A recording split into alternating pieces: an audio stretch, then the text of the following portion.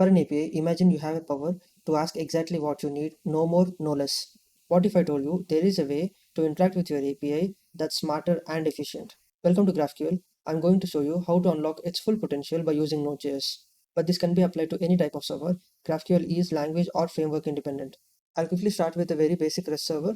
If you see here, I'm just using Express, HTTP, CORS, and body parser. And along with it, we are using LowDB, which is a flat file database, and it's very efficient for any POCs or for any tutorials or for any mini courses. And we have db.json, which gets loaded as the database. And by default, we are having users and posts as an empty array.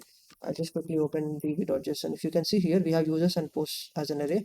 And users, if you see, it's like a lot of information for specific user object. ID, name, username, and address as again another object type. And inside we have geo lat long, and also phone, website, and again the another object company. So if you see here, for one single user we have a lot of verbose information. Similar to users, we have posts, and if you can see here, we are having the user ID and the actual ID, title, and body. That's it. Now switching back to actual server file, I'm just creating an instance of an express and just simply using CORS and body parser as a middlewares. And at the root level, we are just returning a JSON as running, status as running, and we have two endpoints: API v1 users and API v1 users. And this is basically just to retrieve by user ID. Now let's access the server at 4000. It's already open. I'll just refresh. Okay, server is running. Now I'll just access the endpoint v1 users. So you see here, it's returning the full user, all the user objects, and each user object has these many fields. And now let's quickly access maybe the second one.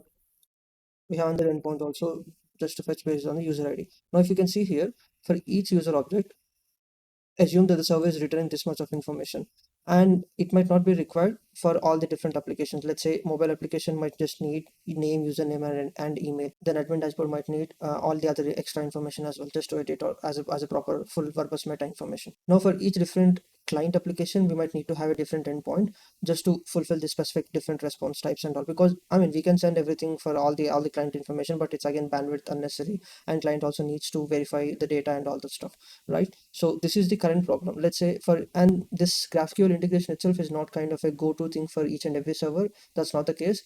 There are a few cases like where exactly the GraphQL can be the right fit. I'll just explain shortly, but currently, let's say in the specific example, I actually don't need all this information.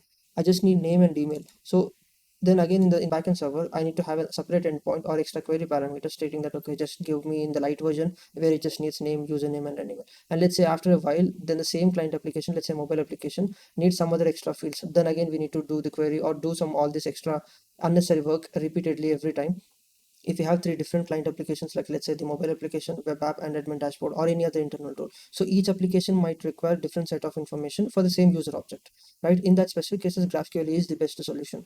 I hope you got the exact problem what you're trying to solve with GraphQL. Now let's understand what exactly GraphQL is. Simply put, GraphQL is a query language for your API and a runtime for executing those queries based on a type system you define for your data. Unlike REST, where you might have to hit multiple endpoints to get the data what you need, GraphQL allows you to fetch all the required data in a single request. No more underfetching or overfetching, just exactly what you need. So how does GraphQL work? Behind the magic of GraphQL lies a well-defined schema. Think of it as a blueprint for your API, defining the data structure and operations you can perform. Whether it's queries for fetching data or mutations for altering it, the schema is your guide. But it doesn't stop there. Resolvers bring this blueprint to life, mapping your queries to actual data. I just plotted a rough representation of how GraphQL sits in your existing backend system. If you can see here, this is the whole server, right? This is the current server business logic and the attached database. Now imagine we have three client applications: mobile application, be it iOS or Android, or you can assume both, web application and admin application, which kind of an internal tool. So for the same user's request, mobile app might need only two fields, web app might need three or four fields, admin app might need all the fields, or maybe it can skip two or three fields. So each client application require only a certain set of fields. It doesn't require all the full verbose information. So in that case, GraphQL will help you a lot. How exactly it will help you? So this GraphQL runtime server will just sit before the business logic. Let's say all three applications would basically call the GraphQL endpoint with the necessary fields as, okay, for the mobile app will query GraphQL server stating that for the users, I just need name and email. That's it. And web app might ask email, the date of birth also extra, right? And for the admin app, it might ask the other set of fields like country, all the meta information. all the requests will go through the single endpoint GraphQL. Okay, and this GraphQL runtime server will take care of it on what type of data that specific client has requested, and this GraphQL server will make sure it will return only that specific fields, in which way it will save a lot of data bandwidth if that specific endpoint is highly requested API. I will give a full walkthrough of how we can integrate GraphQL into an existing Node.js server. So once it's done, you'll get a better understanding on how we can play around on the client side, so that you can request only certain set of fields, and we can also do the mutation. So if you see GraphQL, the main operations are split into two ways: queries and mutations. Queries, it's self-explanatory, it's mostly for reading. All the read operations you can follow, you can keep under the queries type. Mutations is like altering the data, any write operations, all those operations will fall under mutations. That's it. Now let's jump right into the code. We'll start with the type definitions. If you can see the syntax, it's like language independent. This can be applied for any language. Okay, to begin with, it will start with hash GraphQL, and inside you declare all the types and queries and also mutations. We'll focus on the two primary entities, that is user and post. And if you can see here, for user, we define all the meta fields like ID, name, username, email, and address is again another type address. It will be defined over here. And inside address, we have street, suit, city, zip code, geo. Geo is again another type, lat long. Okay, and yeah, that's it. So company also, that's another type, name, catchphrase, and that's it. And we have post over here, ID, title, body, and user ID. Now, if you see here, we define till here, we define all the entity types, and the primary entities over here are user and post. Now, if you just go down, there are like a set of different function definitions. If you can see, those are like the query definitions we are defining, stating that, okay, this get user is a query type and it accepts ID, so that it will return that specific one user object, this specific user type, what we defined over here. Okay, and we have another query which is like get users, and it will return an array of user types, the same, this specific block. Okay, get post, self-explanatory again, it will return based on the ID what we provide, it will return the post type. Get post, again array, and there's another function I just given it as an example. If you can see, get post by user, so here we'll pass user ID. Okay, and based on the user ID, it will return an array of posts for the specific user. That's it. So these are all like the read operations we defined in the query type. Now let's move on to mutation. If you see here, we have like 4 mutations. Again, these are kind of self-explanatory. Create user accepts name and email. Update user, we need the ID, so that for which specific user we are updating name and email. As an example, delete user, we just need ID, and it can return user object got deleted. Create post, title, body, and the user ID. That's it, and it will return the full post object by default. Okay, so we have two queries, like two types on the operation side, query and mutation, and inside the query we define all the different get sort of requests. Okay, and mutation for all the write operations, post, put, delete. I hope this is clear. So just to sum it up, so this is a GraphQL query language, and this is the syntax which we use: type, each entity type, and we have special keywords like query, so that the GraphQL will recognize, okay, these are all the 5 different query functions that the specific GraphQL server can use, and we have like 4 mutations, different write operations. Okay, that's it. Now we have resolvers. So resolvers is like, now you define the whole schema over here. That's it. Just the schema telling to GraphQL that these are the different types of entities, and these are the different types of queries the server should host, and also the mutation types, the mutation functions.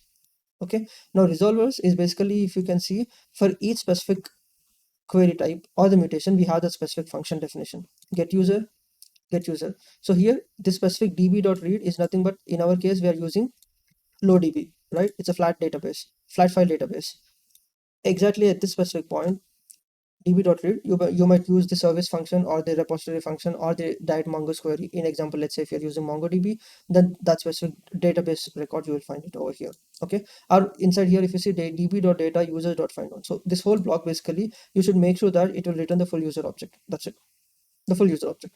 Get users, again the same, the list of user objects, array of user objects with all the fields. Get post, get post, get post by user. And if you can see, as it's a flat file db, once we read it, we get everything into the same db.data, then db.data.post, and the filter. This is, you could ignore this specific line business logic, because this is purely for the database, the database we are using, that is lowdb. It's a flat file database, but you got the crux, right?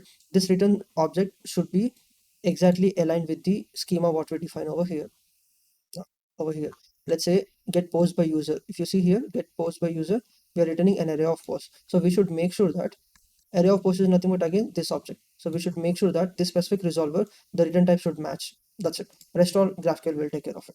Now I'll just explain the mutation part also. In the mutation, we defined in the schema as 4 operations: create user, update user, delete user, and create post.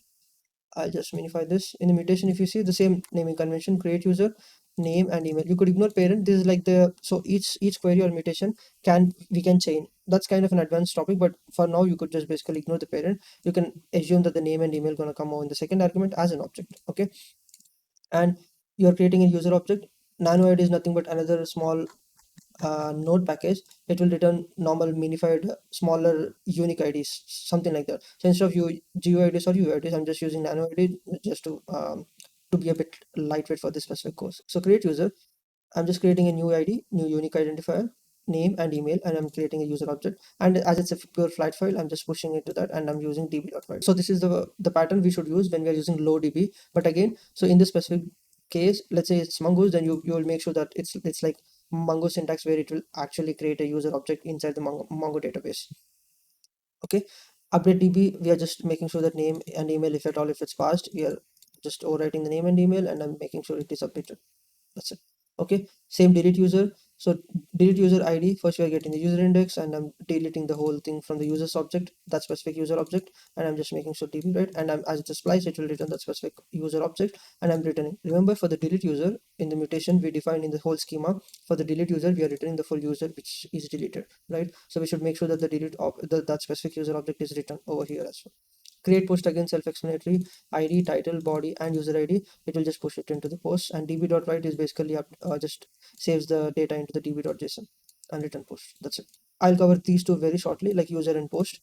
Now let's jump onto the server.js file. Okay, if you compare with the server.rest, you're using Apollo server.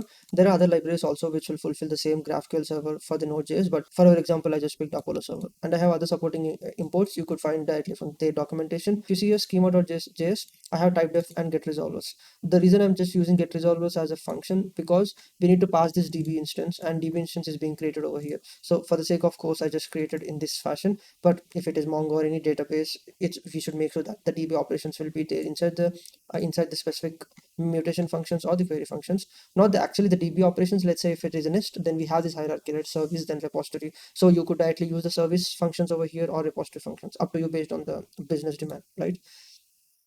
Now moving on to server.js. If you see here, first we are creating an Apollo server, which is again the GraphQL server. We are passing type definitions and resolvers, and if you can see, get resolvers is just the function. It will return this object. That's it, and it has query, mutation, and again user post. I'll just cover very soon. And there is a plugins. We are just passing this actual Express server, HTTP server over here. That's it. So this is the syntax. You can get to the documentation to understand more in depth, but this should suffice for now. Okay, and I'm actually binding the whole GraphQL server at this endpoint slash GraphQL. Okay, and the rest of the endpoints are all existing like the normal REST API calls. Now let's start the server. npm start. I'm using node mod. I'll just quickly give a walkthrough of the package JSON as well.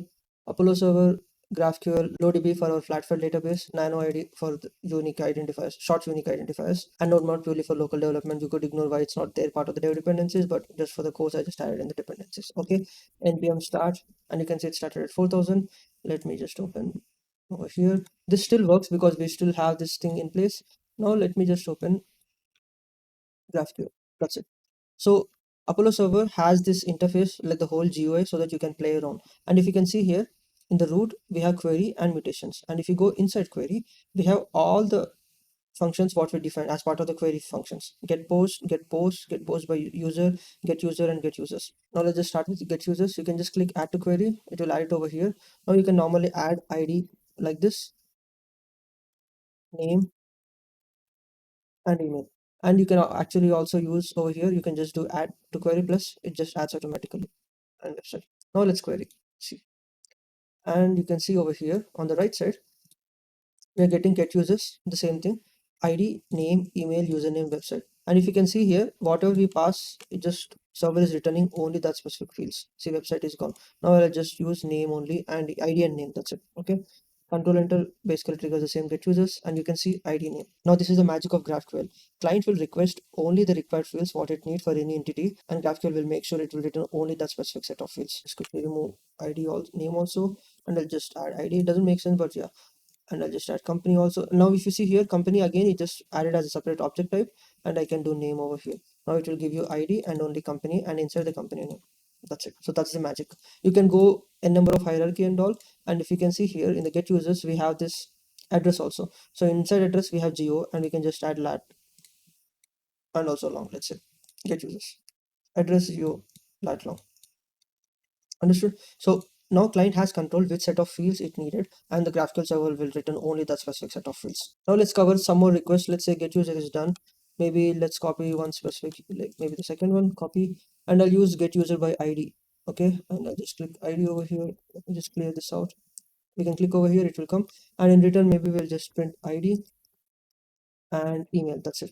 Now if you can see here, there is a pattern over here, get user ID. This is kind of a variable. All the variables like dollar get user ID, so you can just have the value over here. This gets replaced with this, like this specific value will be added over here. If you just do get user, if you can see, it will return only ID and email for the specific ID what you passed. That's it. So just to see, we have like 5 queries which will be exactly aligned with how you define in the schema over here. Get user, and these are the resolvables, sorry, over here. Get user, users, get post, get post, get post by user. Simple. Let me just quickly do get post by user also. I'll just copy the same thingy, this one, add it, and this is like post, right? So let's add just the ID and title. I think this should be fine for now. And the user ID over here, if you see, this is the user ID, the variable name. So you just need to update over here. That's it. Get post by user. So now you got all the posts for this specific user ID what you passed. Now you can see that there is a relation between users and posts. So how exactly we can also add relations into the GraphQL? Okay, I'll just cover that. So now let's jump back to the code. Remember, these are the two blocks we didn't cover earlier. These are called type resolvers. Type resolvers as in user, right? So this user is a type in our actual type definition of the GraphQL, and this is like an actual user object of type definition user, right? So what we're doing is in the resolvers function, we're defining user, and whenever, if at all, if post is required in the users, again, if you see here, we don't have this post over here. So what we can do, we can just define post as, again, array of post. So this post type will again fall to this specific type post. That's it. Okay. And even in the post also, let's say for each post, if you want to have the specific username or the other email address or something, right? So what you can do, you can just do user and just refer it as user type. So overall, we added one post field extra in user type, that is an array of posts. And in post as a relation, we are having a user object that is of user type. That's it. Now imagine when you query get user and you include post field. Okay. Whenever you include post field, when you're retrieving any user object, this specific post handler will be called. Reason? So we define here it as type resolvers. So type resolvers is nothing but whenever that specific type is being resolved, and when the client has this specific field as a required field, then this specific function will be called. That's it. So for the user type, we have this post as a field, and that is array of posts. So we should make sure that in this type resolver, and we have this key as post, and the function should return the array of posts for the specific user ID. That's it. Now imagine when you're calling get post, a list of posts will come, but you don't have the other information or the user information. So when the client requests for user, because we define it as user field over here, right?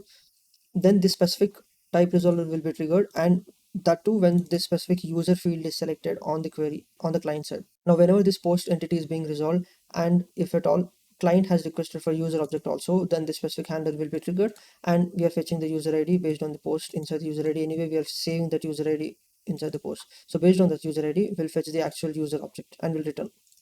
And we should always make sure that this user type is being returned over here. They should match, so that the whole data integrity wise it's all in place. Okay, that's it. So these are called type resolvers.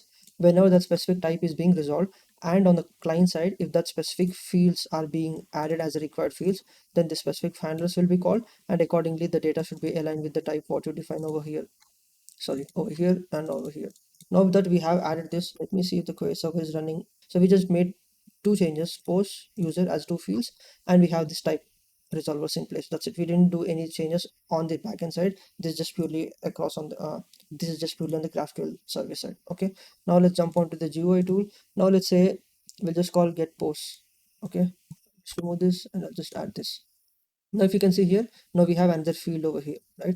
Now what I'll do, I'll just add title and also user. And again, if you see, as soon as I clicked user, it again maps to the actual user whole type definition, and we have all the extensive fields. So for now, I'll just add ID, name, and email. That's it. So if you see here, ID, title of the post, and for that each post, give me user information and just give me only these three fields. That's it. If you just hit get post, if you can see here, ID is the actual post ID, title, and for each post the author information, ID, name, and email. And let's say later if the client decides not to, there's no need of email, it just simply removes this email over here. That's it.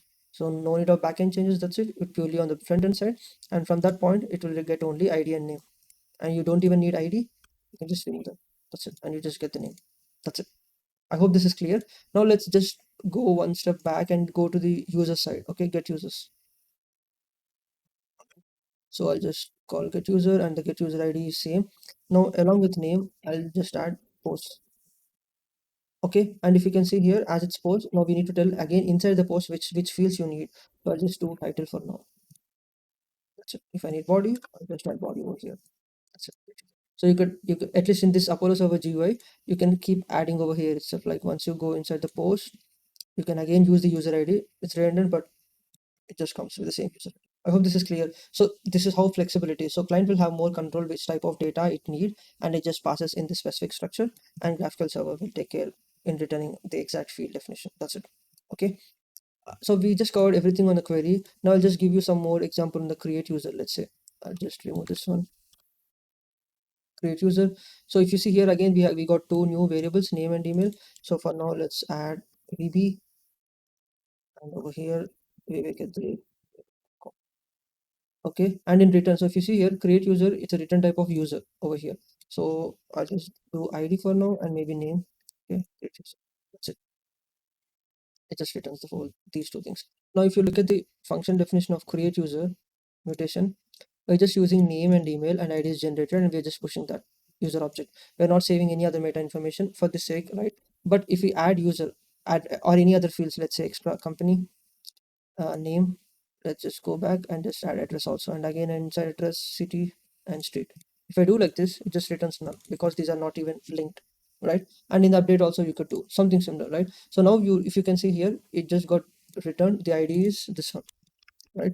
Now what I can do, I can just go to delete user, right? I'll just add it over here. Let me just remove again, add it over here. Delete user ID, it's just another variable, so I'll just pass this user ID, and in return I'll just say ID and name. That's it. Delete user mutation called, and this is deleted. If I just do again, it will throw user not found because that's how the business logic we defined over here, delete user. If in the once, so after we delete, it will be deleted on the db.json file also, and in the next request we'll get -1 because we're just looking at the find index and we're just throwing user not found. That's it. So if you see, we're just throwing over here this resolver, and the GraphQL will take care of it in bootstrapping that in a proper way. That's it. I hope this is clear. So overall, GraphQL is a tool that gives you precision, efficiency, and flexibility. Whether you are building small apps or large-scale systems, GraphQL can simplify your life and supercharge your development process. Start exploring GraphQL today and see how it can make your development smoother and faster. Let me know if you need more in-depth tutorial on concepts like pagination, validation, authorization, etc. If this video helped you out, hit that like button, subscribe for more interesting videos, and leave your thoughts in the comments below. Happy coding, and I'll see you in the next one.